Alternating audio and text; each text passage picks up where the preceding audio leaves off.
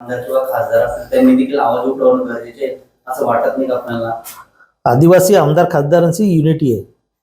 आता आदिवासी आमदार आणि खासदारांनी त्या ठिकाणी मुंबईला मिटिंग घेतली, मुख्यमंत्र्यांना निवेदन पण दिलंय. 23 तारखेची गोष्ट आहे. पण आता त्यांनी काय निवेदन दिलं मला माहीत नाही. परंतु आदिवासी आमदार खासदारांना मला आवाहन करायचंय की तुम्ही शांत बसून चालणार नाही. आम्ही ज्या पद्धतीनं आमच्या कार्यकाळामध्ये आम्ही सरकारशी लढा दिलेला आहे.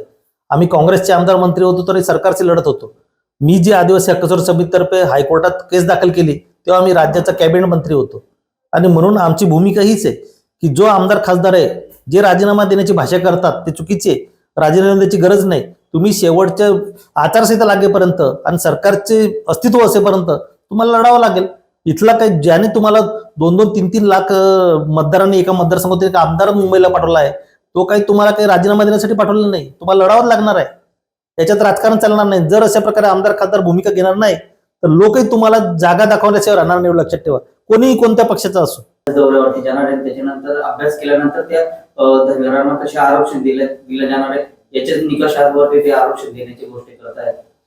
मुख्यमंत्री शिंदे साहेब झाल्यानंतर त्या ठिकाणी धनगर समाजाने मागणी केली की तुम्ही आम्हाला आरक्षण द्या. तर शासनाने एक शॉर्टकट मार्ग म्हणून शिंदे समिती बनवली. शिंदे समितीला असं सांगितलं, त्याच्यामध्ये काही अधिकारी घेतलेत, काही धनगर समाजचे प्रतिनिधी घेतले आणि त्यांना सांगितलं का तुम्ही इतर राज्यांचा दौरा करा. भारतातल्या इतर राज्यांमध्ये धनगर किंवा इतर आदिवासींना कशा प्रकारे जातीचे दाखले दिले जातात त्याचा अभ्यास करा. अशा प्रकारे त्यांनी त्या समितीला सांगितलं. मुळात शिंदे समिती जी आहे ती अतिशय बेकायदेशीर आहे, असं करता येत नाही. सुप्रीम कोर्टाचे या बाबतीमध्ये अनेक जजमेंट आहेत की ज्याच्यामध्ये एखाद्या शेड्यूल ट्राईब किंवा शेड्यूल कास्टमध्ये एखादी जात किंवा जमात समाविष्ट करायचं असेल किंवा वगळायचं असेल, वेदर इन्क्लूड ऑर एक्सक्लूड, तर याच्यामध्ये काही गाईडलाईन्स दिलेले आहेत. सुप्रीम कोर्टचे जजमेंट आहेत, कॉन्स्टिट्युशनल प्रोसिजर्स आहेत, ते फॉलो होणं महत्वाचं आहे. असं शिंदे समितीला कोणताही अधिकार नाही. याच्या अगोदर मुख्यमंत्री फडणवीस साहेब होते भाजपचे, त्यांनी टीस समिती बनवली होती, Tata institute of social sciences. त्या समितीने 1 वर्ष दौरा करून एक अतिशय डिटेल अहवाल दिलेला आहे. तो अहवाल ऑलरेडी महाराष्ट्र सरकारने दाबून ठेवलेला आहे. मुंबई हायकोर्टामध्ये जेव्हा केस चालली, आमचीच केस चालली, त्यावेळेस मुंबई हायकोर्टामध्ये कोर्टाने त्यांना सांगितलं होतं का तुम्ही टीसचा रिपोर्ट सादर करा. राज्य सरकारने तो सादरच केला नाही. की जो ऑलरेडी खऱ्या तज्ज्ञांचा होता, टीसचा रिपोर्ट हा मानववंश शास्त्रज्ञाचा होता, टाटा इन्स्टिट्यूट ऑफ सोशल सायन्सचा होता, तर तो सरकारने स्वीकारला नाही. आणि प्रशासकीय अधिकारी शिंदे साहेबांना नेमून काय साधणार आहे त्याच्यामध्ये. तर मला वाटतं की शिंदे समितीला कोणते अधिकार नाही आणि सरकारने हे असे शॉर्टकट काढण्याची काही गरज नाही. घटनात्मक जे प्रोसिजर आहे ते आता फॉलो करावं लागेल.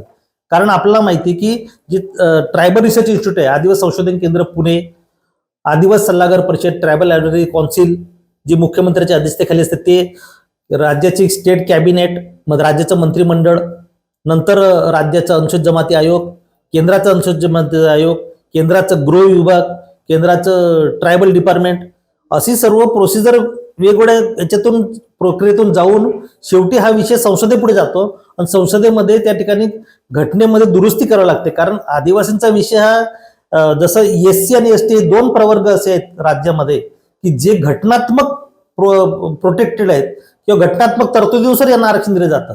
VJNTला जे आरक्षण दिलं जातं ते राज्य सरकार देतं, OBCला आरक्षण देतं ते पण राज्य सरकार देतं. परंतु शेड्यूल ट्राईबच्या बाबतीमध्ये हे सिद्ध झालंय. आमची केस सुप्रीम कोर्टापर्यंत गेली आहे आणि सुप्रीम कोर्टाने आता ते जसं मणिपूरचा इश्यू आहे, मत्तेचा इश्यू झाला मैतेई ट्राईबच्या बाबतीमध्ये, तसंच हा इश्यू आहे की बाबा हायकोर्ट आणि सुप्रीम कोर्ट यांनी स्पष्ट सांगितलेलं आहे की कोणत्याही राज्य, भारतातल्या कोणत्याही राज्य सरकारला अनुसूचित जमातीच्या यादीमध्ये आदिवासींच्या सूचीमध्ये कोणती बी जात किंवा जमात समाविष्ट करायचं असेल तर तुम्हाला कॉन्स्टिट्युशनल घटनात्मक प्रोसिजर फॉलो करावं लागेल.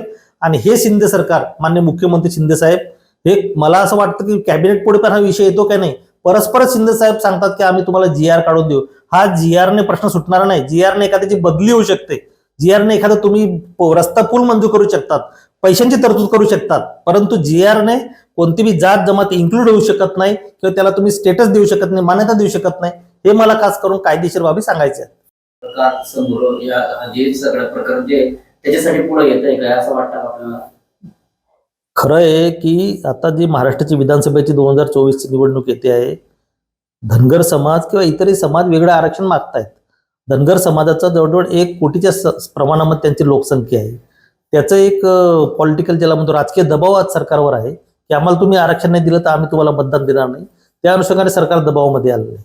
परंतु मला असं वाटतं की माननीय मुख्यमंत्री हे जरी शिक्षण किती मी त्याच्यात खोल जात नाही, पण जो त्या खुर्चीच्या पदावर बसलेला आहे, आपल्या मुख्यमंत्र्यांच्या खुर्चीवर बसलेला आहे किंवा जो मंत्री काम करतो त्याने राज्यघटनेशी संलग्न राहण्याची, राज्यघटनेशी प्रामाणिक राहण्याची शपथ घेतलेली असते आणि म्हणून कोणतेही राजकीय दबाव देता कामा नये किंवा कोणत्याही प्रकारच्या राजकीय दडपणाखाली एखाद्या जाती जमातीला आदिवासी समाविष्ट करण्याचा प्रयत्न करणे किंवा आमचे शेड्यूल ट्राईबचीच काम हे नाही, शेड्यूल कास्ट असो, ओबीसी असो किंवा विजेंटी असो, ते कॅटेगरीचा बी मान ठेवा ना.